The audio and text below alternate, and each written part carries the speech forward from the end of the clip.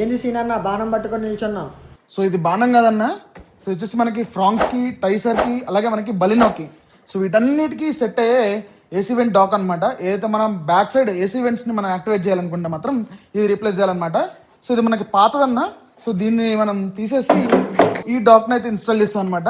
So మనకి perfect OEM మనకి back సైడ్కి అయితే త్రూ ఇలా డాక్స్ ద్వారా వెళ్తుంది అనమాట. సో మొత్తం మనకి ప్లగ్ టు ప్లగ్ ఫిట్టింగ్ అనమాట, ఎలాంటి అడ్జస్ట్మెంట్స్ లేకుండా. అలాగే చూసుకుంటే మనకి ఆమ్రెస్ట్ ఓఈఎం టాప్ ఎండ్లో ఎలా వస్తుందో అలాగా అడ్జస్టబుల్ ఆమ్రెస్ట్ అనమాట. విత్ మనకి స్టోరేజ్ స్పేస్తో అయితే వస్తుంది అనమాట. విత్ చార్జర్ ఫిట్టింగ్తో అయితే మనకి ఇది అయితే వస్తుంది. సో మొత్తం మనకి ఏదైతే టాప్ ఎండ్లో ఎలా ఉంటుందో అలా అయితే మనకి ఆమ్రెస్ట్, అలాగే మనకి రేర్ ఈవెంట్స్ మొత్తం యాక్టివేట్ అవుతాయి అనమాట. సో ఏదైతే మనకి బేసిక్ మోడల్లో అలాగే టాప్ మోడల్లో ఒకటే బ్లోవర్ అయితే ఉంటుందన్నమాట.